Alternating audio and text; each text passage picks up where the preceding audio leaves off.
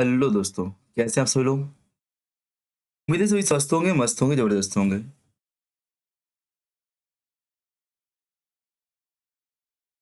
तो यहाँ पर हम लोग वापस हिस्ट्री विषय के लिए क्लास ले रहे हैं। और जो हम पढ़ रहे थे वैदिक काल, हमारा क्या वैदिक काल चल रहा था। कल मैंने क्लास को रोका था बीच में। वैदिक काल हो गया था हमारा।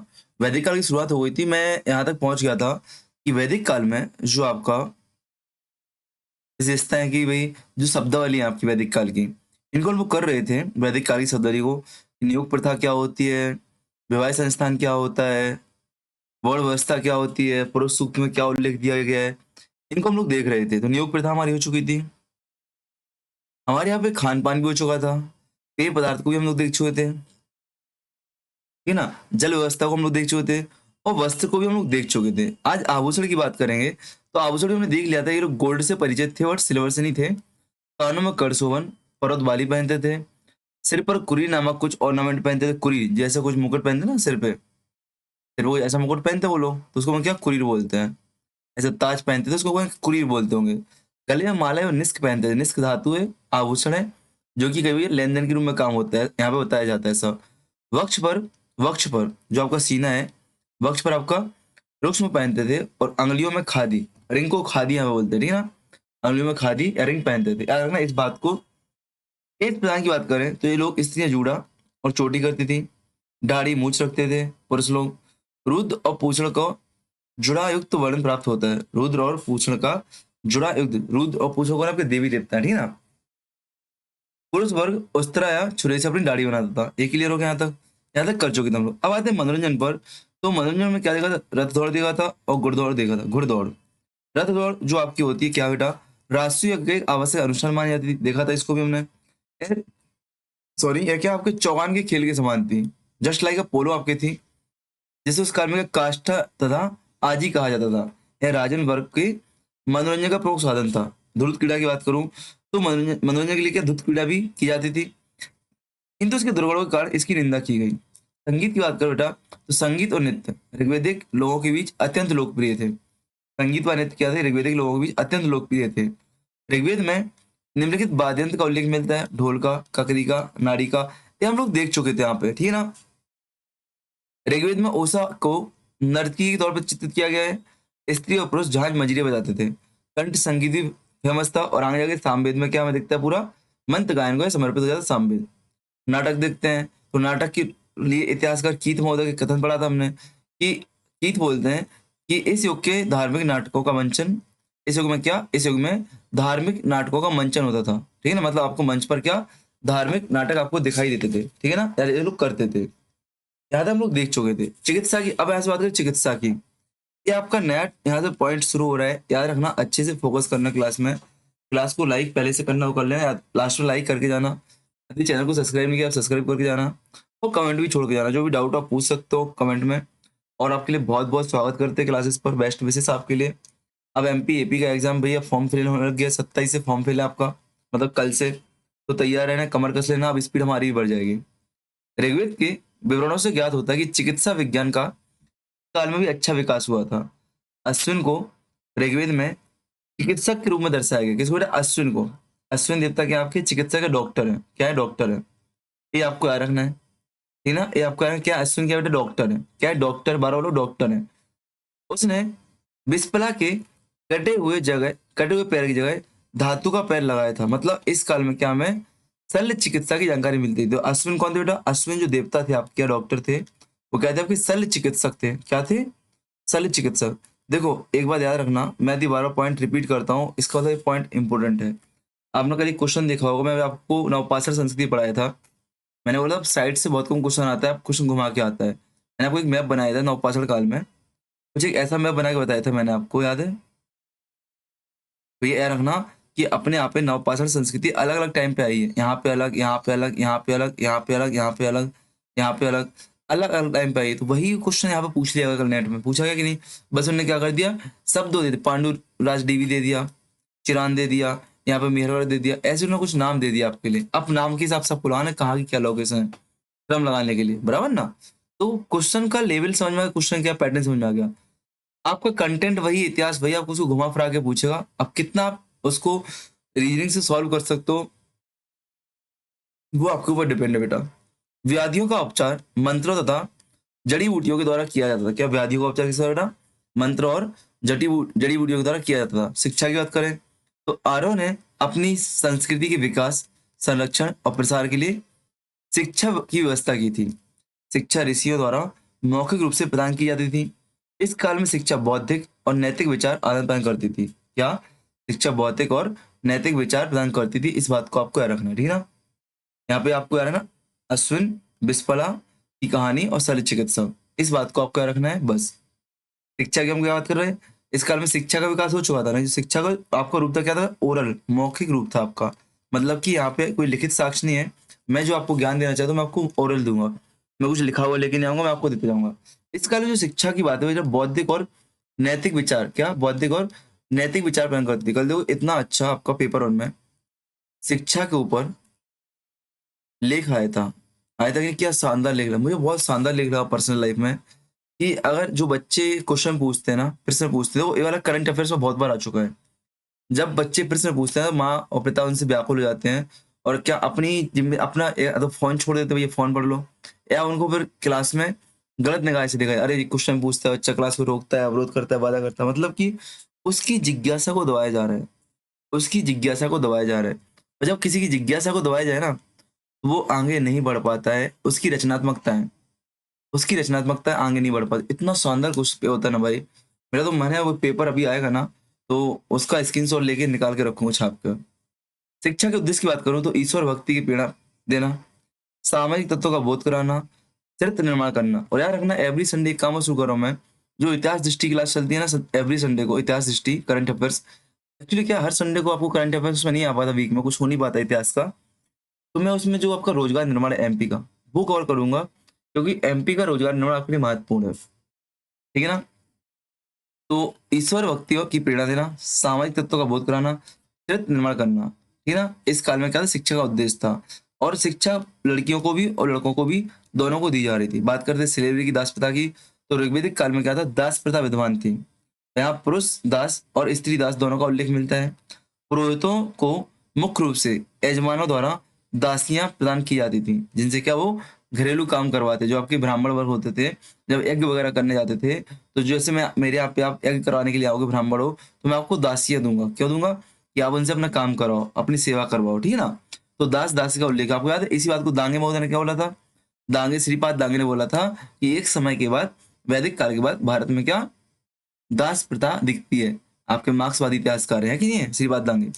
ऋग्वेदिक काल में आर्यजनों और कबीले जनों ने ऋग्वेदिक काल में आर्य क्या जनों अथवा कबीलों में संगठित थे। क्या? कबीलों में। अब यहाँ पे देखो ट्राइबल सोसाइटी आपको दिखेगी, पूरा ट्राइबल राजनीतिक सिस्टम आपको दिखेगा। अब यहाँ पे क्या हम ऋग्वेदिक कालीन राजनीतिक व्यवस्था पढ़ रहे हैं बेटा, पूरा ट्राइबल आपको सोसाइटी दिखने वाली है। कि एक मुखिया होगा आपका, मुखिया जो होगा वो समाज का बूढ़ा व्यक्ति होगा, और समाज को सलाहकारी काम करेगा, समाज मिलजुल कर रहेगी। अब जैसे देखो नियम व्यवस्था कैसे आती है। पहले आदमी क्या था? खुला रह रहा है, कहीं पे भी रह रहा है, संसाधन पर्याप्त है। क्या है? संसाधन पर्याप्त है, तो किसी भी क्षेत्र में जाकर काम करने लग गया। लेकिन जैसे ही संसाधनों की आवश्यकता पड़ी, तो कोई संसाधनों का अतिरिक्त दोहन ना कर ले, कोई एक शक्ति संसाधनों पर कब्जा ना कर ले। इसके लिए क्या पड़ी? नियमों की आवश्यकता पड़ी। जब नियमों की आवश्यकता पड़ती है, तो ये जो आपकी राजनीतिक संस्थाएं, सामाजिक संस्थाएं विकसित होती हैं। अब देखो ऋग्वेदिक काल में जनजातीय समाज में किस प्रकार से राजनीतिक संस्थाएं विद्यमान हो रही हैं या विकसित हो रही हैं, वो आपको यहाँ मालूम चलेगा। इस काल में राजा किसी निश्चित क्षेत्र का शासक न होकर अभी जन का था। मतलब कि आपकी जो ट्राइबल कम्युनिटी है उसका स्वामी था, ना कि एरिया का। अभी भू स्वामित्व की अवधारणा यहाँ पे नहीं दिख रही है आपको। ऋग्वेदिक राजनीतिक व्यवस्था की सबसे छोटी इकाई क्या थी? परिवार थी। ये आपसे पूछ सकता है कि ऋग्वेदिक काल में राजनीतिक व्यवस्था की सबसे छोटी इकाई क्या थी? परिवार थी। परिवार जैसा शब्द है तो कोई इसको समझ नहीं पाएगा, ये राजनीतिक इकाई है। बट यहाँ पे आपके लिए ऋग्वेदिक काल में यही आपकी राजनीतिक इकाई है। क्यों? क्योंकि परिवार को कुल कहते थे, और कुल का प्रमुख कुलप कहलाता था। क्या? कुल का प्रमुख कुलप कहलाता था। या गृहपति, क्या गृहपति, गृहपति गृह का प्रमुख था। इस काल में संयुक्त परिवार प्रथा प्रचलन में थी। गांव की बात करते हैं तो अनेक परिवारों को मिलाकर के एक गांव बनता था, ग्राम बनता था। और गांव के प्रधान को क्या ग्रामणी कहते थे। ग्रामणी ग्रामणी गांव का जो प्रमुख होता था या प्रशासनिक अधिकारी होता था। ग्रामणी क्या? ग्राम का प्रशासनिक अधिकारी होता था। यहाँ पे ना कुल के प्रधान को कुलप कहते हैं, कुलप। गृह के प्रधान को गृहपति कहते हैं। वेश की बात करें तो अनेक ग्रामों को मिलाकर विश्व बनता था। देखो परिवार हो गया, फिर इससे बड़ा क्या हो गया आपका, विश्व हो गया, सॉरी ग्राम हो गया, और ग्राम से बड़ा क्या होगा आपका, ग्राम से बड़ा विश्व हो गया। एक क्रम देखते चलो, अनेक ग्रामों को मिलाकर वरना विश्व बन रहा है, विश्व का निर्माण हो रहा है। विश्व का सर्वोच्च अधिकारी बृहस्पति था। फिर जन, अनेक विश्वों को मिलाकर, अनेक विश्वों को मिलाकर क्या, जन आपका बनेगा, और जन बनता था। जन का सर्वोच्च अधिकारी जनपति या राजा होता था, जिसको क्या हम जनस्य गोपा कहते थे। तो यहाँ पे देखो सबसे छोटी इकाई क्या है बेटा, सबसे छोटी इकाई क्या है, परिवार। परिवारों के समूह को क्या कहेंगे हम लोग, ग्राम।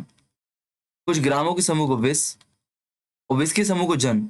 और आगे जाकर यही जन क्या बनती है, जनपद बनती है, और राष्ट्र की भावना आती है। देखो यहाँ पे लिखा है राष्ट्र के लिए कि देश अथवा राज्य को राष्ट्र कहा जाता था, किंतु आधुनिक अर्थ में प्रभुता संपन्न राज्य का सूचक नहीं है। जो पहले राष्ट्र था वो आज के जमाने के प्रभुता संपन्न राष्ट्र नहीं, जैसे भारत है, पाकिस्तान है, अमेरिका है, जापान है, ऐसे राष्ट्र नहीं थे उस टाइम पे। ऋग्वेदिक काल में एक स्थान पर अनेक राष्ट्रों के राजाओं का उल्लेख मिलता है, ठीक है ना। चलो मतलब बहुत सारे जनों का उल्लेख मिलता है।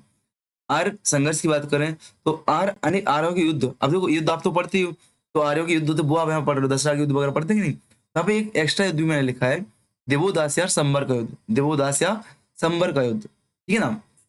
तो देखो ऋग्वेद में 10 राजाओं के युद्ध का उल्लेख मिलता है, जो भरत जन के राजा सुदास के विरुद्ध लड़ा गया। क्या ऋग्वेद में 10 राजाओं के युद्ध का उल्लेख मिलता है, जो किसके विरुद्ध, 10 राजाओं के युद्ध को हम क्या दसरा युद्ध के नाम से जानते हैं, जो कि भरत जन के राजा सुदास के विरुद्ध लड़ा गया था। इसमें कौन थे, राजा सुदास के पुरोहित वशिष्ठ थे। राजा जो सुदास हैं इनके पुरोहित कौन थे बेटा आपके, वशिष्ठ थे। और राजा सुदास कौन थे आपके, भरत जन के राजा थे। और इनके विरुद्ध में 10 राजा अन्य थे जो इनसे युद्ध कर रहे थे। उनमें से क्या थे, 5 वैदिक थे, 5 क्या थे, मतलब 5 आर्य लोग थे, और 5 राजा अनार्य थे। इन लोगों का संयुक्त समूह था जो राजा सुदास के खिलाफ युद्ध लड़ रहा था। कहाँ पे बेटा, परचू नदी अर्थात रावी नदी के किनारे। कहाँ पे, रावी नदी के किनारे।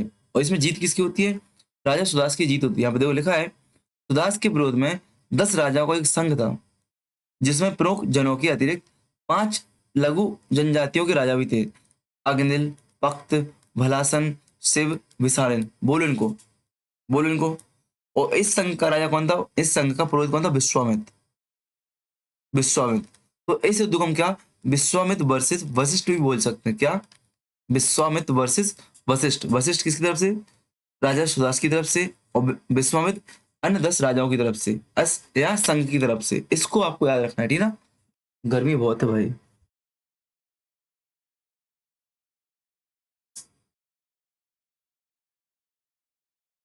एक मिनट ना, मेरा फैन चालू, किसकी आवाज ज्यादा नहीं आ रही इसमें ना। लाइट नहीं होती तो फैन बंद करके बैठना पड़ता है, क्योंकि इन्वर्टर पर फैन चलता है ना तो बहुत तेज आवाज आती है। तो पसीने से गीला हो गया हूँ। चलो आगे बढ़ते हैं हम लोग। मैंने क्या बोला, इस युद्ध को हम लोग क्या, विश्वामित्र वर्सेस वशिष्ठ भी बोल सकते हैं। क्यों, आपको दिमाग लगाना। मैंने क्या बोला, अब इतिहास में समझना बेटा कि कंटेंट वही है, किस लेवल पर क्वेश्चन बन सकता है मूर्खता पंक्ति मारकर, वो देखना है। युद्ध के स्वरूप की बात करूँ तो क्या स्वरूप था बेटा, यह युद्ध पश्चिमी उत्तर प्रदेश में, नॉर्थ वेस्ट रीजन में हुआ था इंडिया के, ठीक ना।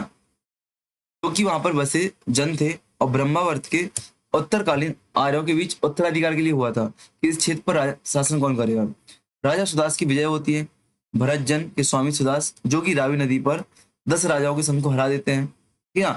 और ऋग्वेदिक काल के सर्वोपरि सुप्रीम रूलर बन जाते हैं कौन, भरत जन। भरत जन आपके क्या, सुप्रीम रूलर बन जाते हैं। यहाँ पे भरत जन की बात करते हैं तो भरत जन ऋग्वेदिक काल में सर्वाधिक महत्वपूर्ण जन था। यह सरस्वती नदी और यमुना नदी के मध्य में, कहाँ पे बेटा, आपके देखो यहाँ पे यदि मैप बनाऊं मैं आपको,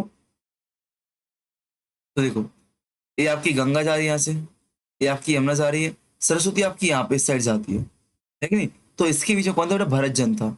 और इसी जगह को लेकर आपको युद्ध हुआ था, ठीक है ना। आर्य स्वभाव से क्या थे बेटा, यहाँ पे इसी भरत जन के नाम पर क्या हुआ, हमारे देश का नाम भारत पड़ा। आर्यों और अनार्यों के संघर्ष की बात करें तो आर्य स्वभाव से क्या थे बेटा, युद्ध प्रिय थे। आर्यों के आपसी संघर्षों के अतिरिक्त आर्यों और अनार्यों के मध्य भी संघर्ष हुए। यह संघर्ष मुख्यतः आर्यों के पूर्व की ओर विस्तार किया। जब आर्यों ने क्या किया, इंडिया में पूर्व की तरफ विस्तार किया, तब आपके क्या होते हैं, संघर्ष होते हैं, ठीक है ना भैया। अब संसाधनों पे कब्जा करना है, और जब संसाधनों पे कब्जा करोगे तो पहले से वहां पे कोई होगा, अब पहले से वहां पे कोई होगा, युद्ध होगा आपका, है कि नहीं। तो वही बात यहाँ पे सामने आती है। एक और युद्ध होता है आपका देवोदास एवं संबर का युद्ध। देवोदास एवं संबर का युद्ध। ये क्या होता है? ये भी आर्यों का युद्ध है। कैसे? देवोदास ने संबर नामक अनार्य प्रमुख को युद्ध में पराजित किया था। किसने? देवोदास ने, जो कि आर्यों का नेता था देवोदास। आर्यों का नेता था देवोदास। इसने क्या किया था? संबर नामक अनार्य के प्रमुख को युद्ध में पराजित किया था। इसे सुदास एवं अनार्जन। सुदास के पूर्व दिशा में भेद के नेतृत्व में, यहाँ पर पढ़ के सुना रहा हूं मैं, कहाँ पे हुआ था? यमुना नदी के तट पर। कहाँ पे? यमुना नदी के तट पर। यमुना नदी के तट पर, ठीक ना, युद्ध हुआ था। ठीक ना? किसके लिए? तो भेद के। तो ये आपका तीसरा युद्ध हो गया। एक तो आपको क्या हो गया बेटा? देवोदास और संबर का युद्ध हो गया आपका। देवोदास संबर का युद्ध। ये आपका सुदास का कोई व्यक्ति था, सेनापति वगैरह, भेद। सुदास का कोई सेनापति का भेद, उसके नेतृत्व में जब इन्होंने पूरी विस्तार किया तो वहां पे क्या हुआ?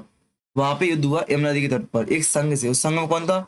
अज, शीघ्र और यक्षु। अज, शीघ्र और यक्षु नामक व्यक्ति उस संघ में सम्मिलित थे। तो हमने 3 युद्ध देखे। देवदास का युद्ध, देवदास का युद्ध पहले क्या देखा हमने? दसरा का युद्ध, जो सबसे फेमस है, लोग पढ़ते आते हैं। फिर आपका देवदास का युद्ध या संबर का युद्ध। इसको फिर हमने तीसरा किया, एक और युद्ध देखा जिसको हम क्या यमुना नदी के तट पर देखते हैं। अब आते हैं पुरुजन की भूमिका। तो आर्यों के विरुद्ध युद्ध में सुदास को पुरुजन की भी सहायता प्राप्त हुई। जो आपके कुरु लोग थे, पुरुजन, जो बाद में कुरु बनते हैं, ठीक है। पुरुजन ने दस्यु अर्थात अनार्यों के प्रति शत्रुता का संकेत उनके एक प्रमुख राजा के नाम त्रयोदस्यु से मिलता है, जिनका अर्थ था दस्युओं के लिए आतंक। दस्युओं के लिए आतंक, ठीक ना।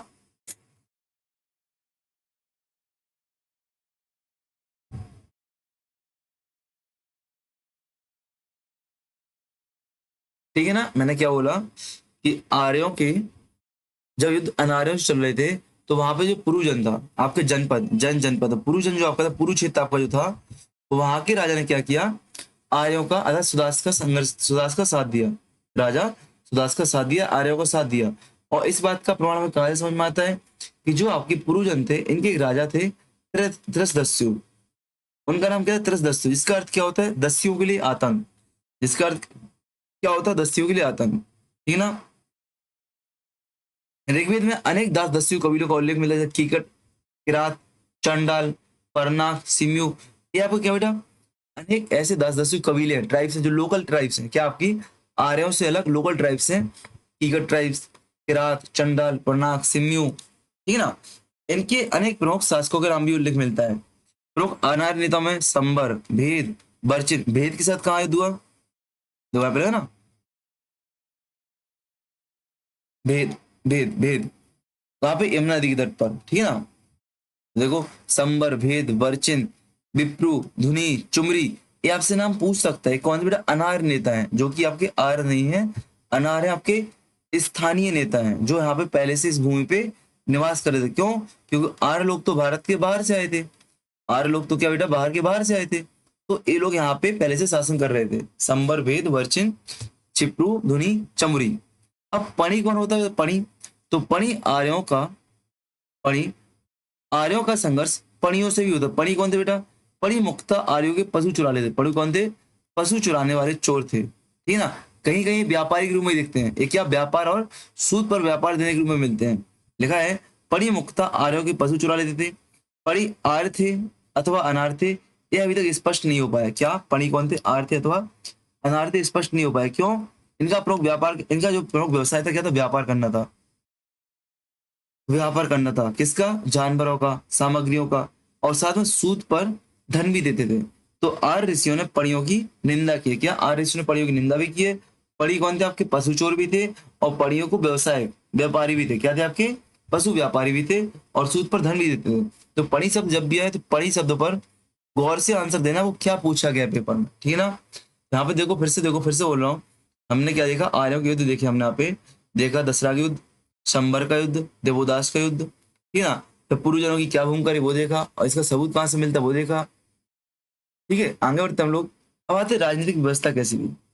राजनीतिक व्यवस्था, हमें राजनीतिक संस्थाएं तो देख ही ली। राजनीतिक संस्था में क्या क्या बेटा? परिवार हो गया, परिवार से बड़ा क्या हो गया? ग्राम हो गया, ग्राम से बड़ा विश्व हो गया, और विश्व से बड़ा जन हो गया, जन हो गया। अब देखो राजनीतिक व्यवस्था क्या होगी यहाँ पे? जो ट्राइबल्स होंगे, ट्राइब होगा, ट्राइब में एक मुखिया होगा। मुखिया भी वंश के आधार पर नहीं चुना जाएगा आपका।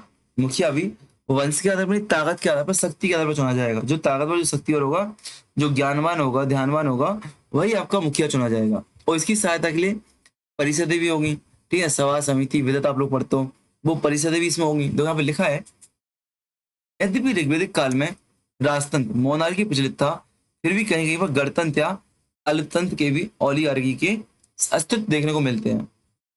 सामान्यतः राजा का पद अनुमानित था, किंतु ऋग्वेद में क्या है, ऋग्वेद में राजा के चुनाव का उल्लेख मिलता है। राजा के सिंहासन ग्रहण करने पर राज्य आरोहण या राज्य अभिषेक की प्रथा प्रचलित थी। राज्य अभिषेक की प्रथा प्रचलित थी। बात करते हैं राजा की स्थिति की, तो राजा की स्थिति क्या थी यहाँ पे, राजा, अब राजा अपने आप को सबसे अलग दिखाना है उसको भैया। राजा को क्या, राजा को अपने आप को सबसे अलग दिखाना है, सब में प्रमुख दिखाना है, भैया मैं अलग हूँ। अगर मैं शिक्षक हूँ और मैं, आप एक शिक्षक, स्कूल है, स्कूल में अगर शिक्षक भी स्टूडेंट जैसी यूनिफॉर्म पहन पाएंगे तो दोनों में अंतर हो पाएगा, नहीं हो पाएगा।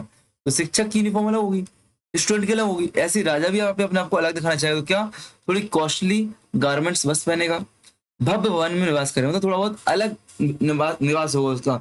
जो सामान्य लोग के लिए निवास होगा, उस निवास में वो नहीं रहेगा, ठीक ना, उस निवास में वो नहीं रहेगा,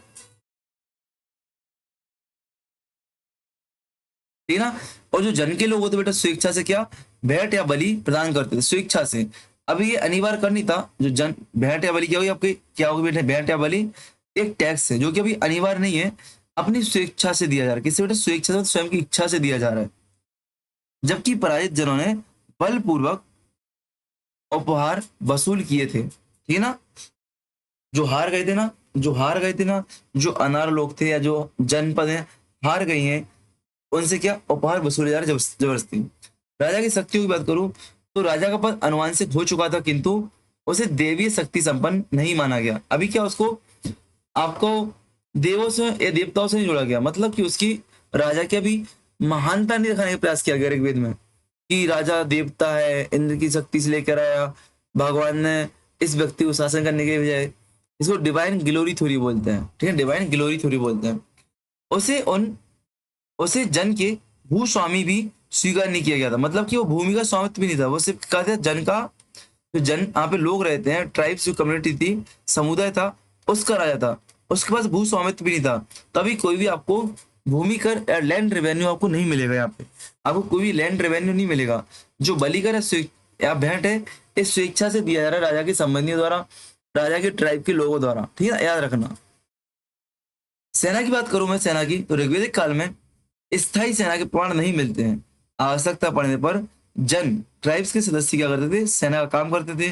ऋग्वेद में उल्लेखित निम्नलिखित का संबंध सेना की इकाइयों से, सर्द, व्रात और गण। क्या, सर्द, व्रात व गण, इनका संबंध किससे बेटा, इनका संबंध आपका किससे, सेना की इकाइयों से माना जाता है। किससे, सेना की इकाइयों से। तो मैंने बोला ऋग्वेद में, ऋग्वेदिक काल में स्थायी सेना के प्रमाण नहीं है। आवश्यकता पड़ने पर जन लोग जो है वही सेना का कार्य कर रहे हैं। ऋग्वेद में लिखित जो शब्द है आपके, सर्द हो गया, व्रात हो गया, गण हो गया, क्या हो गया, सर्द हो गया, व्रात हो गया, गण हो गया, इनका संबंध सेना से माना गया।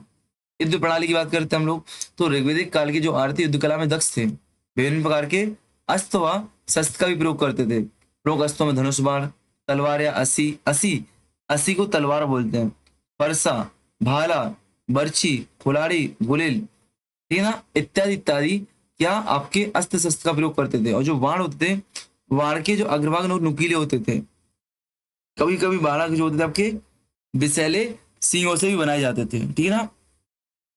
सुरक्षा उपकरण में आपके कवच भी पहनते थे, हेलमेट भी पहनते थे, और बाहु रक्षक जो आपके बाजूबंद होते हैं ना, उनको भी पहनते थे।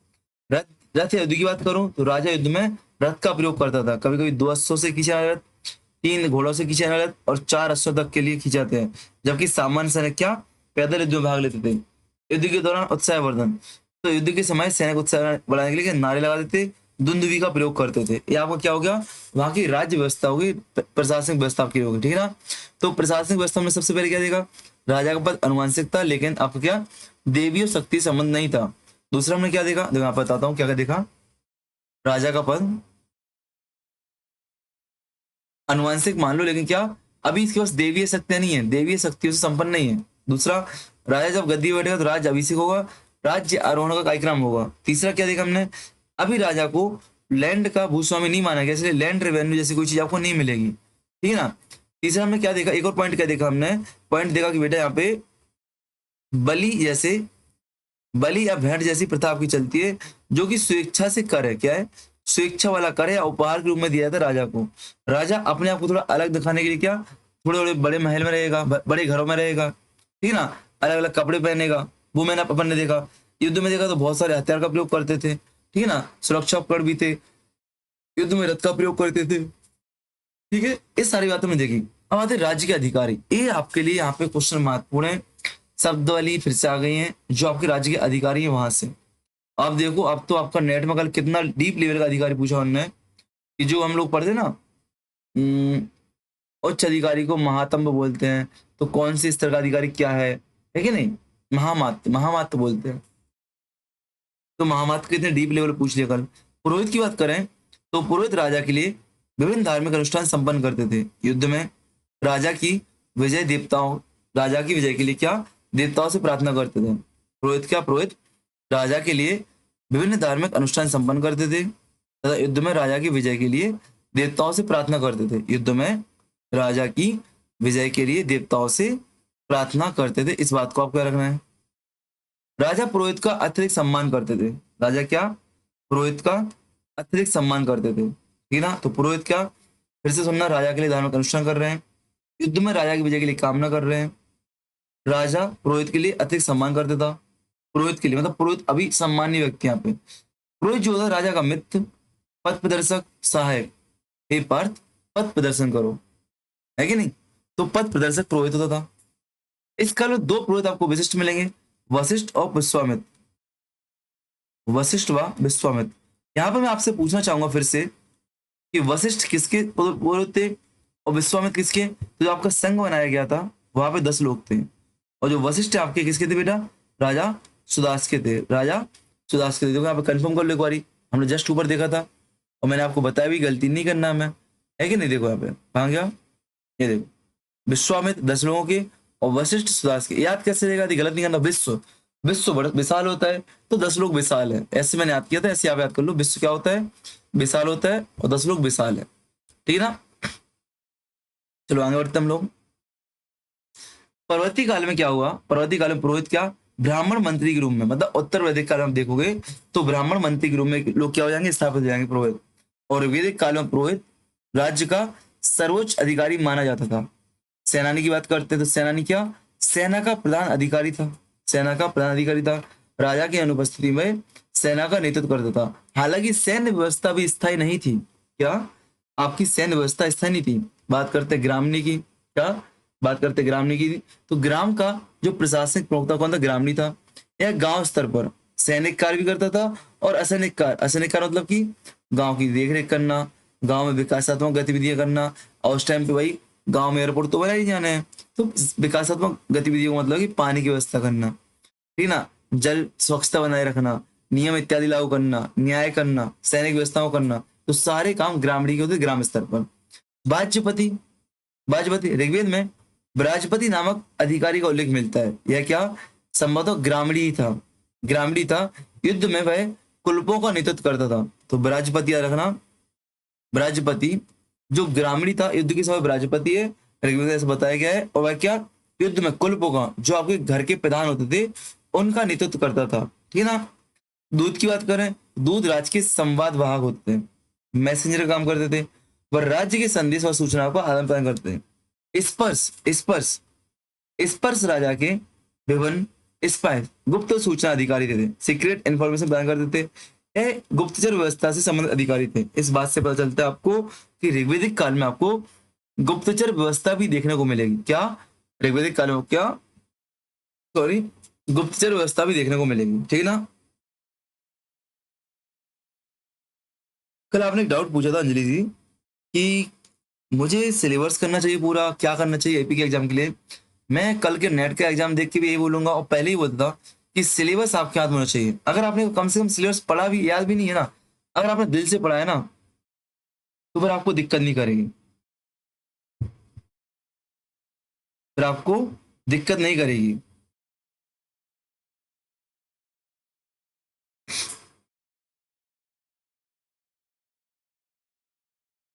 इसलिए मैं बोलूँ पहले पेपर का सिलेबस पूरा करो और साथ में प्रैक्टिस करते जाओ।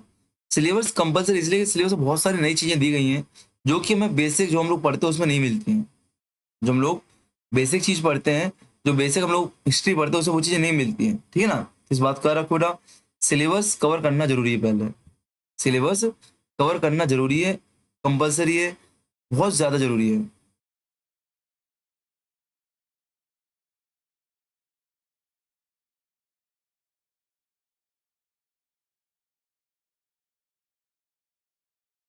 आगे बढ़े हम लोग। तो ऋग्वेदिक काल में क्या था? अब जनतांत्रिक संस्थाओं की बात करते हैं। तो मतलब जनतांत्रिक संस्थाएं वे संस्थाएं जो राजा की सलाहकारी थी, राज्य की प्रशासन व्यवस्थाएं देखती थी, ठीक है ना? तो देखते हैं ऋग्वेदिक काल में क्या था। राजा आपकी निरंकुश नहीं था, मतलब यहाँ पे ऑटोक्रेटिक नहीं था, राजा की चलती नहीं थी, राजा मनमर्जी नहीं कर सकते यहाँ पे, जैसे अभी कर रहे हैं फिलहाल में, कि नहीं, वर्तमान में। जन के लोग विभिन्न जनतांत्रिक संस्थाओं में भाग लेकर महत्वपूर्ण निर्णयों में सहभागिता करते थे। इस काल में राजा के यहाँ पे निरंकुश नहीं था, इस बात को आपको याद रखना, ठीक ना? राजा की सलाह के लिए बहुत सारी सभाएं होती थी। सभा, समिति, विदत, गण। कहाँ पे? ऋग्वेदिक काल में चार संस्थाएं, सभा, समिति, विदत और गण होती थी। सभा की बात करो बेटा, तो सभा जो होती थी, सभा जन के विशिष्ट व्यक्तियों का संगठन था। सभा क्या था? जन के विशिष्ट व्यक्तियों का संगठन था। इसे आधुनिक राज्यसभा के समतुल्य माना जाता था। इसे क्या अपन आधुनिक राज्यसभा के समतुल्य मानते थे। समिति की बात करें तो समिति में जन के सभी सदस्य भाग लेते थे। समिति में क्या बेटा? जन के सभी सदस्य भाग लेते थे। फिर से तो देखो, सभा में क्या? सभा जन के विशिष्ट व्यक्तियों का संगठन थी। ऐसे जन आधुनिक राज्यसभा के समतुल्य माना जाता था, ठीक है? फिर से सुनना, फिर से। क्या? विशिष्ट इलाइट मेंबर्स, जो आपके बड़े बड़े लोग थे, जो आपके मेन मेन व्यक्ति थे, ठीक ना? ये आपके राज्यसभा के समान है। आज की जो वर्तमान में राज्यसभा है, पूछा जाता है कि सभा की तुलना किससे की जाएगी? राज्यसभा से। राज्यसभा से तुलना की जाएगी। समिति की बात करते हैं तो समिति में जन के सभी से, मतलब कि चाहे मैं हूं चाहे आप हो, जो वोटिंग का अधिकार रखता है, वोटिंग रखता है, वो सभी लोग एक उम्र के बाद समिति के सदस्य बन जाएंगे। ये आधुनिक लोकसभा के समान है। राजा के अभिषेक के समय समिति की सहमति आवश्यक मानी जाती है। इसकी? समिति की, ना कि सभा की। सभा क्या है बेटा? वरिष्ठ जनों की तो क्या करेगी? आपको सलाह देगी। समिति राजा को चुनाव करेगी। ऋग्वेद में राजा को समिति का नेतृत्व करता बताया गया है। समिति के सदस्य के मध्य मैत्रिक स्थापित करने पर विशेष बल दिया गया, मतलब कि आपको एक सा मत करना पड़ेगा। सभा और समिति के महत्व की बात करें तो राजा सभा और समिति के सहयोग का इच्छुक था। ये संस्थाएं शासन व्यवस्था में महत्वपूर्ण भूमिका निभाती थी। सभा क्या होगी बेटा? सभा अपर सदन हो गया आपका, अपर सदन। समिति लोअर सदन हो गया, लोकसभा हो गया। ये आपको याद करना है, ये आपको याद करना है, रट्टा खा देना है, ठीक है ना? बात करते हैं विदत की। किसकी बेटा? विदत की। तो विदत आर्यों की प्राचीनतम जनतांत्रिक संस्था थी। विदत का उल्लेख, अब यहाँ पे उल्लेख आपसे पूछा था, एमपीपीएससी पूछता है भाई, याद कर लेना। विदत का उल्लेख 122 बार मिलता है। जिसका उल्लेख जितनी अधिक बार मिलेगा, उससे बात समझ में आएगी भाई कितनी महत्व की है। यह सबसे प्राचीन संस्था थी। सभा समिति तो मान लो बाद में आई होंगी, बट आपकी विदत सबसे पहले आ चुकी होगी। तो सबसे प्राचीनतम आपसे पूछा जाएगा कि ऋग्वेदिक काल की सबसे प्राचीनतम डेमोक्रेटिक इंस्टीट्यूशन कौन सी थी? कौन सी थी? विदत थी, ठीक है ना? सभा समिति टिक मत कर देना इन चारों में से। यहाँ पे यदि एक पॉइंट लिखा था यहाँ पे, अगर मैं यहाँ पे क्वेश्चन लिख दूं कि सबसे प्राचीन, यहाँ पे क्वेश्चन बना देता हूँ कि सबसे प्राचीन संस्था कौन होगी? कौन होगी? विदत होगी। कौन होगी? विदत होगी, ठीक है ना? अब आप नहीं भूल पाओगे, मैंने इतनी बार बोल दिया इसको। सभा 8 बार और समिति 9 बार। सभा 8 बार और समिति 9 बार। सभा 8 बार उल्लेख मिलता है, समिति का 9 बार उल्लेख मिलता है। जो प्रारंभ में विदत के कार्य थे, धार्मिक विषय, सैनिक विषय, असैनिक विषय, सभी प्रकार के विषयों पर विचार विमर्श निर्णय लिए जाते थे, ठीक है ना? विद्वानों के अनुसार प्रगति काल में ऐसे अनेक कार्य अन्य संस्थाओं को स्थानांतरित कर दिए, इस सभा को, समिति को। महिलाओं की भागीदारी की बात करें, सभा, समिति, विदत और गण। महिलाओं की भागीदारी की बात करें, महिलाओं की भागीदारी की बात करें तो सभा और विदत में, इसमें बेटा राज्यसभा में और विदत में महिलाएं पार्टिसिपेट करती थी। इन संस्थाओं में जनजीवन से संबंधित विषयों पर चर्चा की जाती थी और सामूहिक निर्णय लिए जाते थे। लेकिन जहां पर राजा का चुनाव हो रहा है, राजा का चुनाव कौन सी समिति कर रही है? संस्थान समिति कर रही है। राजा का चुनाव कौन सी संस्थान बेटा? समिति राजा का चुनाव कर रही है। यहाँ पे महिलाएं क्या?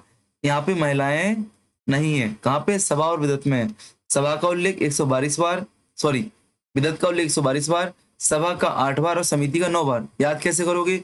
8 2 से क्रॉस होता है, 9 आपका 3 से क्रॉस, ठीक है ना? 3 त्रिका 9, 2 चौके 8, बस ऐसा करो। विदत तो आपको 122 याद करना ही है, विदत 122 आपको याद करना ही है, विदत आपको 122 याद करना ही है, ठीक है ना? चलो अब करते हैं लीगल सिस्टम, विधि। यहाँ पे आपकी जो कानून व्यवस्था थी वो किस प्रकार से थी वो देखते हैं हम लोग। देखो, ऋग्वेद काल में विधि की स्थिति की निश्चित जानकारी उपलब्ध नहीं है।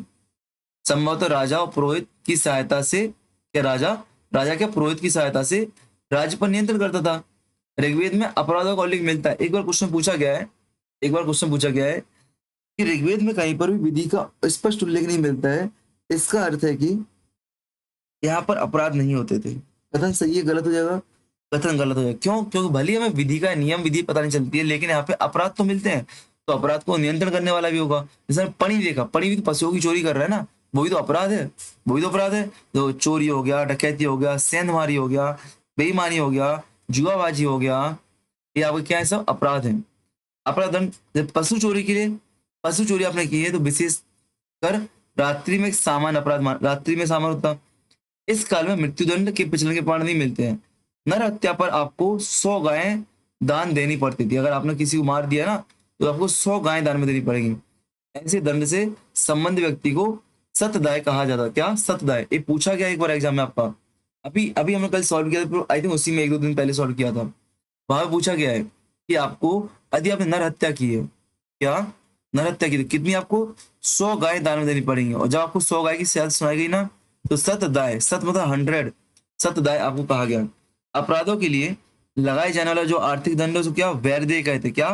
वैर दे। वैर, आपको वैर हो गया ना, जैसे आपने अपराध किया, वैर, वैर आगे नहीं है, वैर बुंदेलखंड में वैर शब्द होता है ईर्ष्या।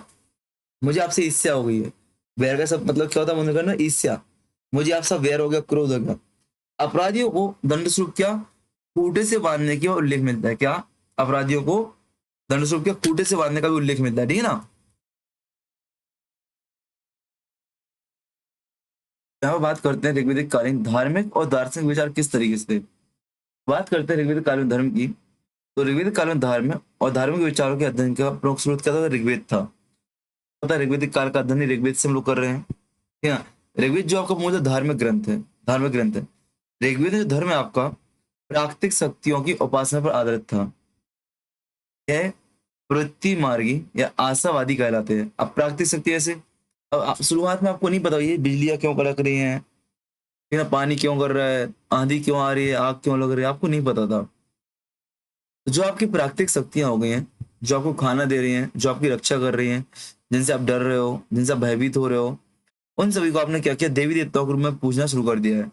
इनके लिए एक वर्ड प्रयोग हुआ था, वर्ड मुझे याद नहीं आ रहा है, हालांकि वो यहाँ पे नहीं पूछा जाता, वो वर्ड आपका सोशोलॉजी में और एंथ्रोपोलॉजी में पूछा जाता है। ठीक है ना? ऋग्वेदिक काल में क्या हुआ? प्राकृतिक शक्तियों की उपासना शुरू कर दी। इसमें देखो प्राकृतिक शक्ति वर्षा, बिजली, पवन, नदी, अग्नि, आंधी इत्यादि घटनाओं से प्रभावित थे। इन प्राकृतिक घटनाओं की उत्पत्ति कैसे होती है, कारण क्या थे, इनको ये लोग नहीं समझ पाए थे, जिनके कारण क्या किया, इन्हें देवी शक्तियों का कार्य मान लिया। ये देवी शक्तियां थी। बाद में कल्पना शक्ति के आधार पर इन शक्तियों को क्या मानवीय रूप और पशु रूप दे दिया गया, बाद में भगवान बन गए। ऋग्वेद काल के देवताओं की बात करें तो ऋग्वेद देवता क्या थे? सामान्यतः मान और रूपधारी थे। क्या थे बेटा? एंथ्रो एंथ्रोपोमॉर्फिक, एंथ्रोपोमॉर्फिक यही शब्द आपका है, यही एंथ्रोपोलॉजी शब्द होता है। मानव रूपधारी आपके देवता थे। यद्यपि वे मनुष्य के समान नहीं दिखाई देते। ये शब्द पता है कहाँ पूछा जाता है आपसे? ये इस्लाम धर्म की व्याख्या करते हुए पूछा जाता है कि वहां पे भगवान का रूप जो होता है, अल्लाह का स्वरूप क्या इस प्रकार का होता है? नहीं होता है, ठीक है ना? अल्लाह निराकार है। आपके भक्ति काल में निराकार थे, जिस साकार है क्या साकार है। यदि मनुष्य ये इस ये यद्यपि मनुष्य के समान दिखाई देते, किंतु क्या वे अमर थे, कभी मर नहीं सकते थे। अपनी मानवीय दुर्बलता होती, शोक दुख होता है, इनसे परे थे। जो हारने की प्रवृत्ति होती है मानवीय की, वो उससे परे थे। आपको रोना आ रहा है, भूख लग रही है, उनसे परे थे। तो मानवीय दुर्बलताओं से मुक्त थे। रुद्र की बात करते हैं, रुद्र को छोड़कर अधिकांश देवता क्या कल्याणकारी माने जाते थे। रुद्र को छोड़कर अधिकांश देवता कल्याणकारी माने जाते थे। कुछ देवताओं की पूजा पशु के रूप में भी होती थी, कुछ देवताओं की पूजा पशुओं के रूप में होती थी। जैसे इंद्र की पूजा वृषभ के रूप में, घोष की पूजा दौस की पूजा, दौस की पूजा वृषभ के रूप में, सूर्य की पूजा अश्व के रूप में, सूर्य की पूजा अश्व के रूप में। किंतु ऋग्वेदिक काल के लोग पशु पूजा नहीं करते थे, नहीं करते थे, क्या करते थे बेटा, आपकी देवी देवता इत्यादि करते थे। ऋग्वेदिक काल की बात करते हैं तो ऋग्वेदिक काल में पूजा के लिए मंदिर भी नहीं मिले हैं, ना मूर्तियां मिली हैं, क्या मंदिर और मूर्तियां दोनों नहीं मिली हैं, ठीक ना।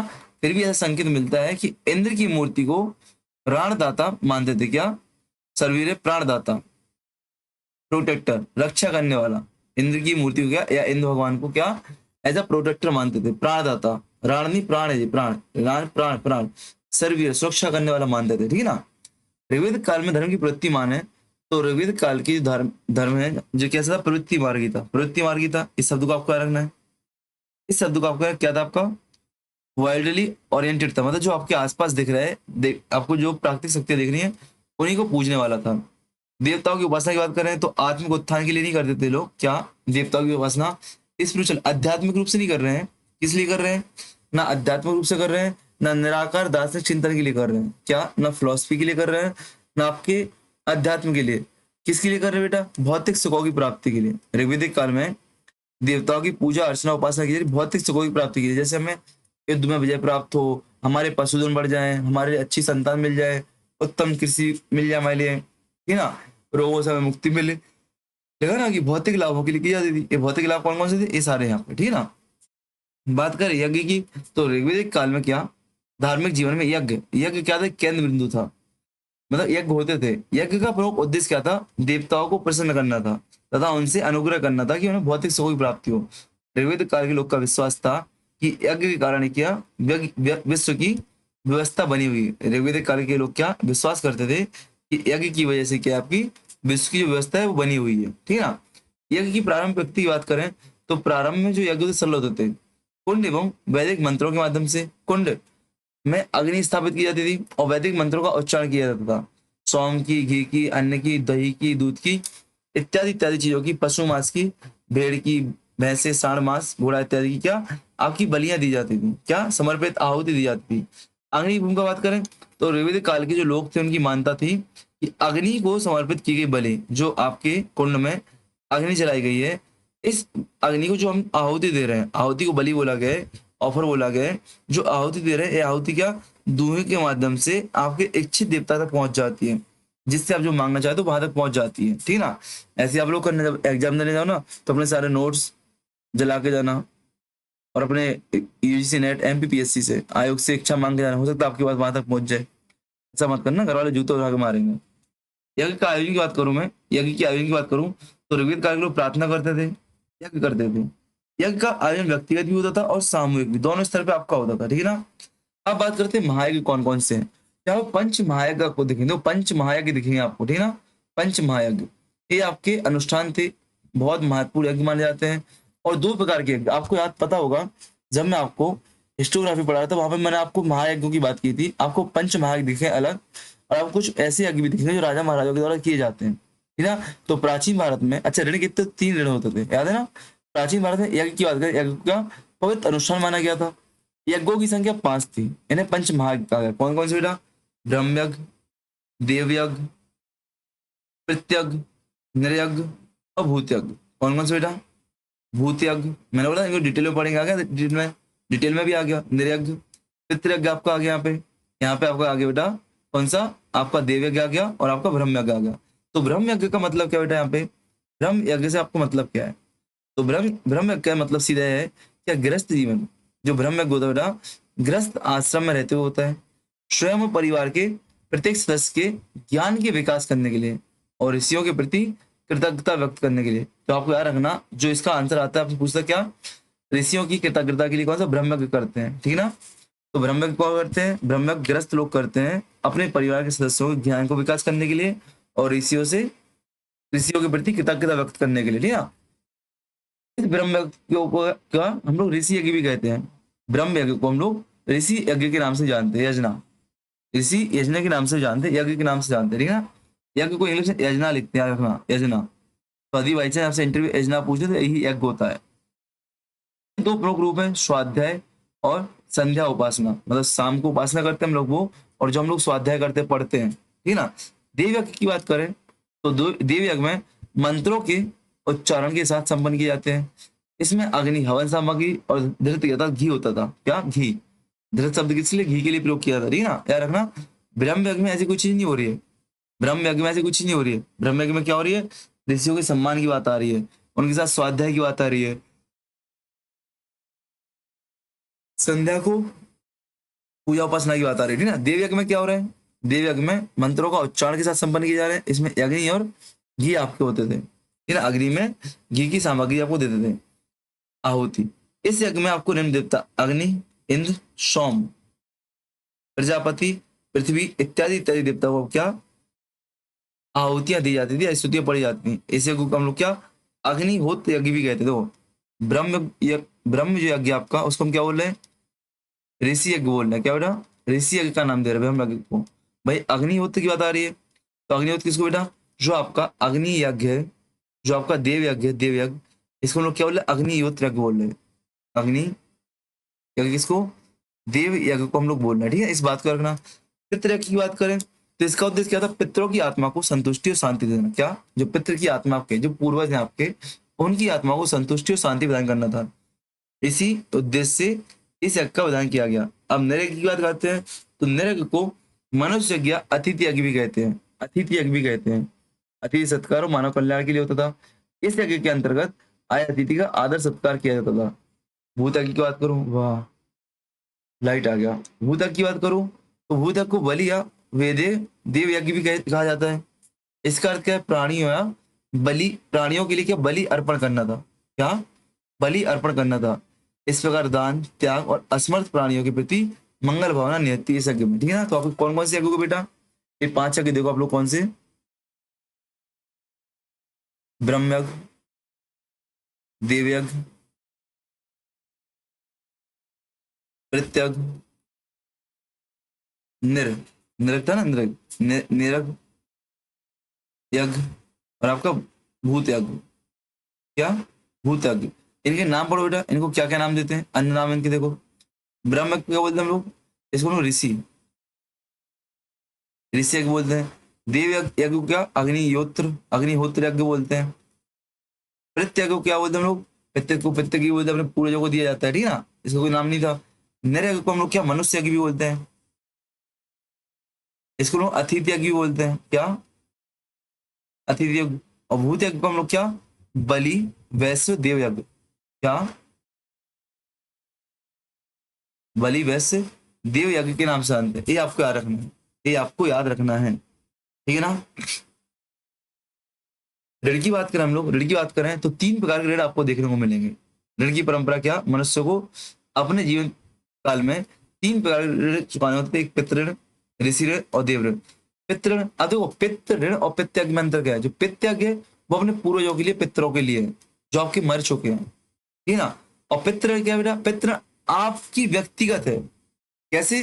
कि पितृ ऋण से क्या व्यक्ति संतान उत्पन्न करके मुक्त होता है। मतलब आपका कर्तव्य है कि आपको ग्रस्त जीवन में आना, संतान उत्पन्न करना, तभी आप पितृ ऋण से मुक्त होंगे। इनका अंतर समझना।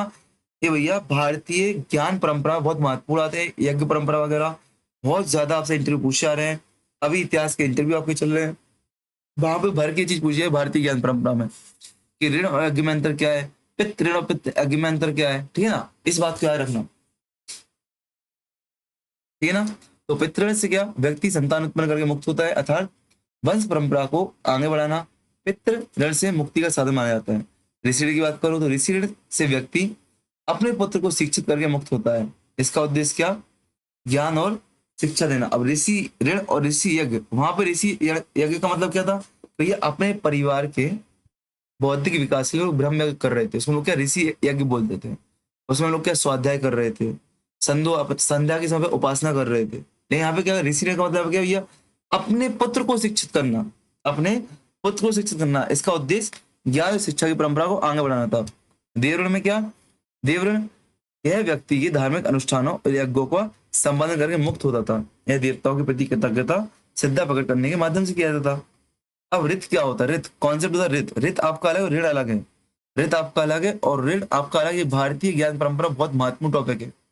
ऋग्वेदिक कालीन धर्म में ऋत एक आपको महत्वपूर्ण और अनूठी अवधारणा है, जिसमें सत्य, न्याय और नैतिकता के सत्य क्या है आपके तत्व समाहित हैं। किसके पिता? ऋत में जो हम ऋत की बात कर रहे हैं, ऋत में आपको क्या चीज दिख रही है? ऋत में आपको सत्य, न्याय व नैतिकता के तत्व देखें। कैसे दिखते हैं, देखते हैं हम लोग, ठीक है ना? कैसे देखते हैं? ऋत को एक सत्य तथा अविनाशी सत्ता के रूप में कल्पित किया गया है। ऋत मतलब ऋतु, ऋतु में आप देखते हो ऋतु है, ऋतु में वरुण देवता आपको इसके मिलेंगे। ऋतुओं क्या, ऋत को सत्य और अविनाशी सत्ता के रूप में कल्पित किया गया है। ऐसी मानता है कि सृष्टि के आदि में ऋत की उत्पत्ति हुई थी और इसी के द्वारा विश्व में सुव्यवस्था, प्रतिस्पर्शता, भौतिक समृद्धि, जीवन यापन के साधन दिए जा रहे हैं। जीवन यापन के साधन आपको दिए जा रहे हैं। ऋत और देवता की बात करते हैं तो ऐसा कहा, देवताओं की उत्पत्ति भी ऋत से मानी गई है। देवताओं की उत्पत्ति भी ऋत से मानी गई है। देवता ऋत के स्वरूप में जाने जाते हैं और अपनी देवी शक्ति से ऋत की रक्षा करते हैं। ऋत को विश्व का नियामक सिद्धांत माना गया है। इसका संरक्षक कौन है बेटा? वरुण है। कौन है? वरुण है। याद है, ऋत का नियामक सिद्धांत कौन है? वरुण है। इस बात को अच्छी से याद कर लिया। ऋत की महत्व की बात करूं तो ऋत की अवधारणा से स्पष्ट होता है कि ऋग्वैदिक समाज में नैतिक जीवन को अत्यधिक महत्व दिया जाता है, ठीक है ना? चलो मैं इसकी लालच भेज दूं आपके लिए। लालच पता है क्या होता है? लालच होता है कि स्क्रीनशॉट लेके ग्रुप में भेजना। कहाँ पे? टेलीग्राम ग्रुप में, जिससे क्या हो कि आने वाली क्लास को आप लोग देखने के लिए उत्साहित हो जाओ।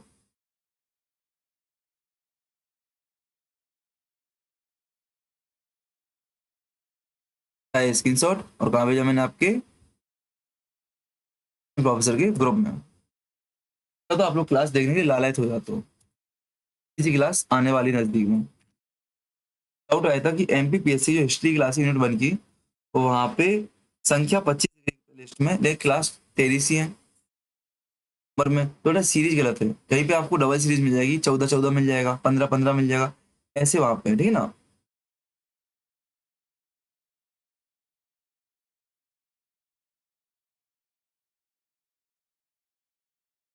एक सेकंड बस, हाँ इसको भेज दूंगा क्लास में।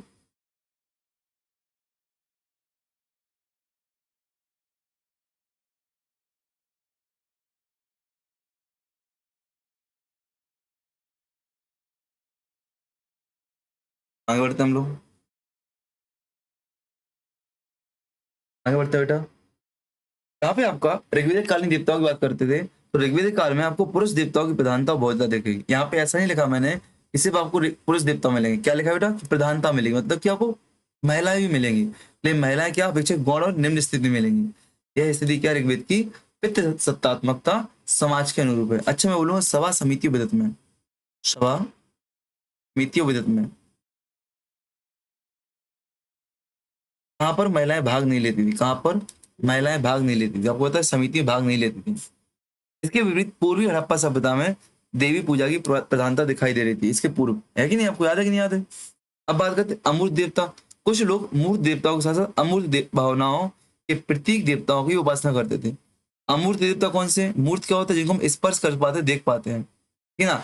अमूर्त क्या है? जिनको आप देख नहीं पा रहे हो, जो आपके सिद्धांत का पक्ष है, जो आपका सैद्धांतिक पक्ष है, जो आपका आध्यात्मिक पक्ष है, वो, ठीक है ना? ये श्रद्धा, धरात, वृद्धार्थ, मनु इत्यादि इत्यादि आपके अनु देवताओं के प्रतीक माने जाते हैं। किसके? अमूर्त देवताओं के प्रतीक माने जाते हैं। देवताओं की संख्याओं की बात करें तो ऋग्वेद में आपके 33 संख्या होती है। कितनी? 33। इसी को हम लोग क्या 33 कोटि बोल देते हैं, 33 करोड़ बोल देते हैं। तो ऋग्वेद में देवताओं की कितनी? 33 संख्या बताई गई है। यास के द्वारा, यास्क ऋषि आपके यास्क मुनि है, यास्क मुनि ने किसकी रचना की बताओ? किसकी रचना की थी? कल्प की, निरुक्त की, छंद की, व्याकरण की, किसकी रचना की थी? यास्क द्वारा देवताओं का वर्ग इस प्रकार से किया गया है। यास्क ने देवताओं को उनके वास स्थान के आधार पर 3 भागों में, आकाश का देवता, अंतरिक्ष का देवता और पृथ्वी का देवता, इस प्रकार से देवताओं का वर्णन किया। क्या यास्क ने क्या? देवताओं को उनके वास स्थान के आधार पर 3 वर्गों में विभाजित किया है। आकाश का देवता, अंतरिक्ष का देवता, पृथ्वी का देवता, ठीक है ना? कुछ देवता 3 लोकों में है और कुछ 2 लोकों में निवास करते हैं। जैसे आपको आकाश में मिलेगा, ध्रुव मिलेगा, सूर्य मिलेगा, वरुण मिलेंगे, मित्र मिलेंगे, पूषण मिलेंगे, विष्णु मिलेंगे, उषा, अतिथि, सरस्वती, सविता, यम। ये आपके आकाश में रहने वाले देवता हैं। यहाँ पे आकाश में उड़ने वाली जगह पे, ठीक है ना? आकाश जो आपको दिखाई दे रहा है, जो आपको दिखाई दे रहा है, ठीक है? आकाश, ध्रुव, सूर्य, वरुण, मित्र, पूषण, विष्णु, उषा, अदिति, सरस्वती, ठीक है ना? पृथ्वी के देवता में आपके अग्नि देवता, सोम देवता, आपन पाद देवता, पृथ्वी स्वयं देवी है, प्रजापति, बृहस्पति, पूषण। अब पूषण देखो यहाँ पे भी आपको दिख रहा है और पूषण आपको यहाँ पे भी दिख रहा है, ठीक है ना। अश्विन यहाँ पे क्यों, क्योंकि कुछ देवता दो लोकों में निवास कर रहे हैं, ठीक है, दो लोकों में। अर्यानी जंगल की देवी, आदित्य, पुरमुधि। यहाँ पे देखो अंतरिक्ष में इंद्र, मरुत, वात, रुद्र। इंद्र, वरुण, मरुत, वात, रुद्र। रुद्र, मातरिन, वायु, परिजन, आपा। रुद्र आपके अंतरिक्ष के देवता, इस बात को आपको याद रखना है। रुद्र क्या बेटा, आपके अंतरिक्ष के देवता को, इसको याद रखना। किसने बेटा, यास्क के द्वारा, यास्क मुनि के द्वारा देवताओं का वर्गीकरण किया गया। किसके द्वारा, यास्क मुनि के द्वारा। ये भी आपको भेजने योग्य चीज है, इनको जब पढ़ते हैं आप अधूरा पढ़ते हैं।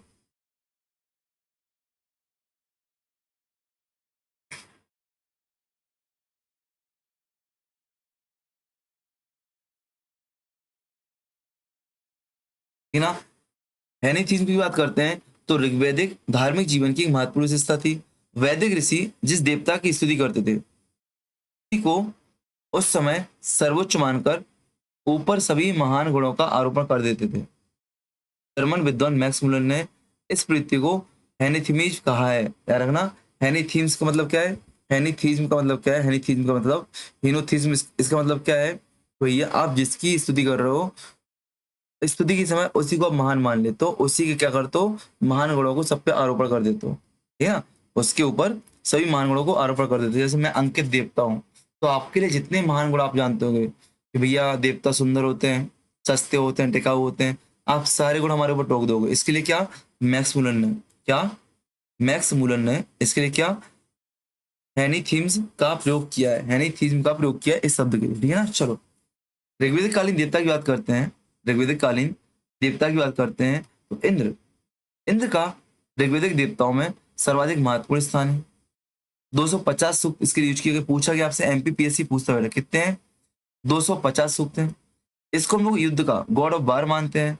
इन्हें हम पुरंदर भी कहते हैं, इन्हें हम क्या, पुरंदर भी कहते हैं। क्यों पुरंदर मतलब क्या है, पुरों या किलों का नाश करने वाला। आपको बताओ सिंधु घाटी सभ्यता में वो व्यक्ति कौन कौन से हैं जो इस मत का समर्थन करते हैं कि वैदिक लोगों ने आगे सिंधु घाटी सभ्यता का नष्ट किया था। कौन सा व्यक्ति बताओ। यहाँ पर मेघ, तड़ित, बिजली और वर्षा के देवता देखने को मिलेंगे। इनको हम क्या, इंद्र को मेघ का, तड़ित का, बिजली का, वर्षा का देवता कहते हैं। इंद्र प्रमुख आयुध वज्र, जैसे इनका प्रमुख क्या था, इनका प्रमुख जो था आयुध वज्र था। इनका जो हथियार था, हथियार इनका, इनका प्रमुख आयुध वज्र था। जैसे क्या, तोरष्ट ने बनाया था, तोरष्ट नामक व्यक्ति ने इनको बना के दिया था। इस बात को आपको रखना। ये भारतीय ज्ञान परंपरा की वजह से इतना डीप में जाना पड़ रहा है। एमपी के इंटरव्यू में भारतीय ज्ञान परंपरा भर के पूछी जाती है, ठीक है ना। इंद्र को सोमपान अत्यंत प्रिय था। इनके रथ में 200, 1000 अथवा 1100 अश्व जुड़े होते थे। इन्हें सतक्रतु कहा गया है, अर्थात 100 यज्ञ करने वाला। मतलब इंद्र ने क्या, 100 यज्ञ किए हैं, तो इनको क्या, सतक्रतु कहा गया है। क्या, इनको सतक्रतु कहा गया, इस बात को आपको रखना। इनकी पत्नी इंद्राणी या सची थी, इनकी पत्नी इंद्राणी या सची थी। मैं एक काम कर रहा हूँ, ये आपके सारे देवता महत्वपूर्ण हैं, मैं इनको एक अलग से क्लास में रिकॉर्ड कर रहा हूँ। नहीं पहले देख लूँ मैं अलग से, वैसे नहीं करना चाहिए मुझे, लाइक छोटी सी क्लास बन भी सकती है अगर चाहे तो। नहीं, मैं ऐसी में रहने दो, फालतू अलग से क्लास नहीं करना है। वैसे 2 क्लास में वैदिक काल खत्म करना था और अब तो मैं स्पीड पकड़ना है, तो क्लास के हिसाब से चल रहा है ना कि टॉपिक के हिसाब से, ठीक है। इंद्र हो गया आपका। इंद्र की पत्नी का नाम आपसे पूछा गया, क्या, सची है, इंद्राणी सची। इंद्राणी सची किसकी पत्नी का नाम है, इंद्र की पत्नी का। एमपीपीएससी ने पूछा है। बात करते हैं अग्नि की। अग्नि में कितने, 250 सूक्त हैं। अग्नि को देवता और मनुष्यों के मध्य मध्यस्थ माना गया। अभी हमने देखा था कि अग्नि कुंड बनाया जाता है, वेद कुंड, यज्ञ कुंड बनाया जाता है, उसमें अग्नि जलाई जाती है, आहुति दी जाती है। ऐसा लगता है कि वह आहुति आपके इच्छित देवता के पास पहुंचती है। देवता को दी जाने वाली बलि अग्नि के मध्य से ही पहुंचती है। इन्हें धौस अथवा पृथ्वी का पुत्र कहा गया है। अग्नि को किसका, पृथ्वी का या धौस का पुत्र कहा गया है। पृथ्वी पर अग्नि, अंतरिक्ष में तड़ित तथा आकाश में सूर्य के रूप में इनका वास माना गया। पृथ्वी पर अग्नि के रूप में, अंतरिक्ष में तड़ित के रूप में और आकाश में सूर्य के रूप में इनका वास माना गया। किसका, अग्नि का। अग्नि को जात वेदस अर्थात चर अचर का ज्ञाता कहा गया है। ये याद रखना बेटा, ऐसे शब्द आपसे एमपीपीएससी बहुत पूछ रहा है। मैं बार बार भारतीय ज्ञान परंपरा की वजह से, अग्नि को जात वेदस अर्थात चर अचर का ज्ञाता कहा गया है। इसे भुवन चक्षु अर्थात सर्वदृष्टा कहा गया है। इसका मूल निवास स्थान स्वर्ग है। मातरस्वन के अनुसार इन्हें पृथ्वी, सॉरी, जो मातृस्वन है, मातृस्वन मातृस्वन है आपके, मातृस्वन इन्हें स्वर्ग से पृथ्वी पर लेकर आए थे। पृथ्वी पर भृगु और अंगुरस, इसने भृगु और अंगिरस ऋषियों ने क्या किया था, इन्हें यज्ञ वेदी में स्थापित किया था। इसी कारण इन्हें अथर्व वन भी कहा गया है। क्या? अथर्व वन भी कहा गया है। किसको? अग्नि देवता को। फिर से देखो, 200 सूक्त हैं, मध्यस्थ देवता है, बलि अग्नि के माध्यम से पहुंचती है देवताओं के पास। घोष एवं पृथ्वी का पुत्र कहा गया है। दौस एवं पृथ्वी का पुत्र कहा गया है। पृथ्वी पर ये अग्नि के रूप में, अंतरिक्ष में तड़ित के रूप में, जो तड़ित बिजली चमकती है आपकी वो, और आकाश में सूर्य के रूप में, आकाश में आपके सूर्य के रूप में इनका वास माना जाता है। ठीक है ना? इनको बन गया जात वेदस अर्थात चर अचर का ज्ञाता भी कहते हैं। इन्हें भवन चक्षु अर्थात सर्वदृष्टा भी कहा गया है। इनका जो मूल निवास है स्वर्ग माना जाता है। मातृस्वन इन्हें पृथ्वी से लेकर आए थे, स्वर्ग से पृथ्वी पर लेकर आए थे। कौन? मातृस्वन। पृथ्वी पर भृगु और अंगिरस ऋषियों ने इन्हें यज्ञ वेदी पर स्थापित किया। इसी कारण इन्हें क्या? अथर्व वन भी कहा गया। क्या कहा गया? अथर्व वन भी कहा गया। इतनी बातों को आपको याद रखना है। बात करते हैं सोम की, तो सोम आपका वनस्पति का देवता है। सोम आपका वनस्पति का देवता है, ठीक ना? वनस्पति का देवता है। पृथ्वी देवताओं में अग्नि के बाद सोम का महत्वपूर्ण स्थान है। पृथ्वी के देवताओं में अग्नि के बाद सोम का महत्वपूर्ण स्थान है। ऋग्वेद का जो 9वां मंडल है, ऋग्वेद का 9वां मंडल किसके लिए बेटा? सोम के लिए समर्पित है। हम लोग देख चुके हैं। 114 सूक्त है 9वें मंडल में, 114 सूक्त है। अन्य मंडलों में भी सोम से संबंधित 6 सूक्त आपको मिल जाते हैं। वरुण की बात करते हैं। वरुण के लिए यहाँ पे भी पूछा गया है, 30 सूक्त आपके लिए वरुण के लिए दिए गए हैं। ठीक है? वरुण ऋग्वेदिक काल के प्रमुख देवता थे। इनको क्या बोलते हैं हम लोग? याद रखना, यहाँ पे इनकी उपाधि असुर थी। वरुण की उपाधि क्या थी? असुर थी। वरुण की उपाधि असुर थी, इस बात को याद रखना है। ये शब्द भैया परेशान कर देते हैं। इनका उल्लेख भोगज को अभिलेख से ही प्राप्त होता है। ये ऋत के स्वामी हैं। इन्हें ऋत सुगोपा भी कहा गया है। ये नैतिक और भौतिक जीवन के संरक्षक हैं। ऋत सुगोपा पढ़ा था अपन नहीं? ऋतुओं का राजा, प्रोटेक्टर ऑफ द ऋत। ऋत परंपरा भी पढ़ी, पन्ने ऊपर नहीं पढ़ी है। ये नैतिक और भौतिक व्यवस्था के संरक्षक हैं। उत्तर वैदिक काल में इनका महत्व कम हो जाता है। बाद में इन्हें मुक्ता, जल और पश्चिम दिशा का अधिपति के रूप में स्मरण किया जाता है। मित्र इनके प्रमुख सहायक थे। अब आते ध्वस या पृथ्वी। ध्वस या पृथ्वी की उपासना आर्यों द्वारा की जाती थी। इन्हें समस्त देवताओं की उत्पत्ति मानी गई है। इनसे, ध्वस या पृथ्वी से क्या? समस्त देवताओं की उत्पत्ति मानी गई। किंतु ऋग्वेद में इनके महत्व पर अपेक्षाकृत कम चर्चा मिलती है। सूर्य की बात करते हैं, तो सूर्य में आपको सविता भी सूर्य की देवता है। तो बोला ना, सूर्य संबंधी देवताओं में सविता, पूषण और विष्णु और मित्र, सविता, पूषण, विष्णु और मित्र आदि शामिल हैं। सूर्य एक ज्वालामय रथ पर सवार होकर आकाश में विचरण करते हैं। इसे देवताओं का मुख कहा जाता है, फेस ऑफ द गॉड कहा जाता है। इन्हें चर अचर का आत्मा, soul of the moving and non moving world भी कहा गया है। किसको? सूर्य को। ठीक है ना? आपको पता है सूर्य से संबंधित गायत्री मंत्र आपका सविता की उपासना के लिए लिखा गया है। सविता की उपासना के लिए गायत्री मंत्र लिखा गया है विश्वामित्र के द्वारा। कहाँ मिलता है बेटा गायत्री मंत्र? आपके भाग 3 में मिलता है, तीसरे मंडल में मिलता है, आपको पता है। ठीक है? मित्र की बात करते हैं, तो मित्र उदित होते हुए सूर्य का रूप माने जाते हैं। उदित होते हुए सूर्य का जो सनराइज आपका होता है, उनके स्वरूप माने जाते हैं। ईरान और रोम में भी मित्र की उपासना होती थी। कहाँ पे? ईरान और रोम में भी मित्र की उपासना हो रही है। सविता की बात करूं तो गायत्री मंत्र, देखो ना, गायत्री मंत्र में सविता की स्तुति की गई है। गायत्री मंत्र में सविता की स्तुति की गई है। सूर्य के पूर्ण उदित होने पर उसे सविता कहते हैं। देखो, ए आपसे स्टेप पूछ सकता है बेटा। ए सनराइज को क्या बोलते हैं? सनराइज को मित्र बोलते हैं। ठीक है ना? सूर्य के जब पूर्ण उदित हो जाता है उसको हम सविता बोलते हैं। क्या? सविता बोलते हैं। सविता बुद्धि और अमरता प्रदान करने वाले देवता माने जाते हैं। बुद्धि और अमरता प्रदान करने वाले देवता माने जाते हैं। विष्णु की बात करें तो विष्णु विश्व को 3 पग में नापने वाले देवता माने जाते हैं। विष्णु क्या? विश्व को 3 पग में नापने वाले देवता माने जाते हैं। उत्तर वैदिक काल में इनका महत्व अत्यधिक बढ़ जाता है। ठीक है ना? इस बात का रखना है। पोषण की बात करते हैं तो पोषण सूर्य देवता का एक रूप थे। इन्हें पोषण और उपादान शक्ति, पोषण और उपादान शक्ति के रूप में पूजा करते थे। ये भटके हुए पशुओं के रक्षक थे, इसलिए हम क्या? पशुओं का देवता भी कहते हैं। क्या कहते हैं? पशुओं का देवता कहते हैं। अब देखो, आप लोग कई बार क्या कर लेते हैं, शब्दावली पढ़ लेते पशुओं का देवता, बट रियलिटी पता नहीं क्या है। तो भटके हुए पशुओं के देवता है, उनकी रक्षा कर रहे हैं। वनस्पतियों का देवता भी इनको माना जाता है। पोषण को वनस्पति का देवता भी माना गया। उत्तर वैदिक काल में इन्हें क्या? शुद्ध वर्ण के देवता के रूप में पहचान मिलती है। उषा की बात करते हैं तो सूर्योदय से पूर्व की जो बेला होती है, सूर्य सनराइज से पहले, तो सनराइज को मित्र बोलते हैं, जो पूर्व सूर्योदय होगा उसको सविता बोलते हैं। इसके पहले जो लालिमा आपको दिखती है, लालिमा, सूर्योदय से पूर्व की बेला को उषा देवी के रूप में प्रतिष्ठित किया गया है। ये धन, संतान और पशुधन प्रदान करती है। उषा संबंधी सूक्तों में वैदिक काव्य अपनी सर्वोच्च आस्था रखता है। अदिति की बात करें तो अदिति को माता, पिता, पंचजन, आकाश आदि के रूप में माना गया है। सर्वव्यापी प्रकृति की देवी गण को अदिति कहा गया है। यह सार्वभौमिक विश्व की देवी मानी जाती है। किसकी बेटा? अदिति सार्वभौमिक विश्व की देवी मानी जाती है। अदिति आपकी सार्वभौमिक विश्व की देवी मानी जाती है। अश्विनी की बात करें, अश्विनी की, तो अश्विनी आपके दो भाई थे, नासत और दरस्त। इन देवताओं को वेद, हमने पढ़ा था अभी, वेद डॉक्टर शल्य चिकित्सा ऊपर आया था ना, ऊपर कहानी आई थी शल्य चिकित्सा की। तो इन देवताओं को वेद कहा गया। इनकी वजह से पंगु का पैर और डूबते हुए व्यक्ति को नौका प्रदान करने का उल्लेख मिलता है। पंगु का पैर पढ़ा था अपन ने, विशल्या नामक स्त्री का पैर टूट गया था, तो लोहे का पैर लगाया था। अभी याद आ रहा है कि नहीं आ रहा है? दोनों भाइयों की पत्नी सूर्या थी, दोनों भाइयों की, नासत और दरस की पत्नी सूर्या थी। रुद्र की बात करूं तो रुद्र की स्थिति ऋग्वेद में 3 सूक्तों में प्राप्त होती है। उत्तर वैदिक काल में यही देवता शिव के रूप में बन जाते हैं। पर्जन की बात करूं तो पर्जन आपके वर्षा के देवता थे। मतारेश्वर की बात करूं तो मतारेश्वर का स्वरूप अग्नि में माना गया है। इसकी उत्पत्ति जल से मानी जाती है। देखो, अग्नि की उत्पत्ति जल से हो सकती है क्या? नहीं, बट ऋग्वेद में बोला गया अग्नि की उत्पत्ति जल से मानी गई है। और आपको पता है मतारेश्वर स्वर्ग से अग्नि को पृथ्वी पर लेके आए थे। यम को मृत्यु का देवता कहा गया है। बृहस्पति की बात की जाए तो बृहस्पति क्या है? देवताओं के पुरोहित हैं। इनकी स्तुति में 11 स्तुति लेके गए हैं। ये यज्ञ और स्तुतियों की देवता है बेटा। सरस्वती विद्या की देवी है। नदी देवी के रूप में भी उल्लेख है सरस्वती का। अरण्यानी की बात करूं तो अरण्य की वन की देवी है। प्रकृति देवी के रूप में इन्हें माना जाता है। झड़ा की बात करो, ईड़ा देखा, ईड़ा आपकी समृद्धि की देवी है।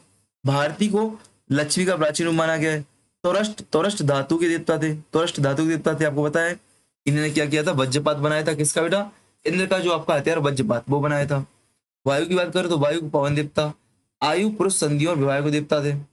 आयु क्या थे? एज, आयु, पुरुष संधियों और विवाह के देवता माने जाते हैं। ठीक है ना? चलो, इस प्रकार से देवता, वैदिक कालीन देवताओं को पढ़ा, इनको अच्छे से रिवाइज करना, अच्छे से समझना, अच्छे से याद करना महत्वपूर्ण है। इसलिए मैं आपसे वो बोल रहा हूँ बार बार की पढ़ना। ठीक है ना?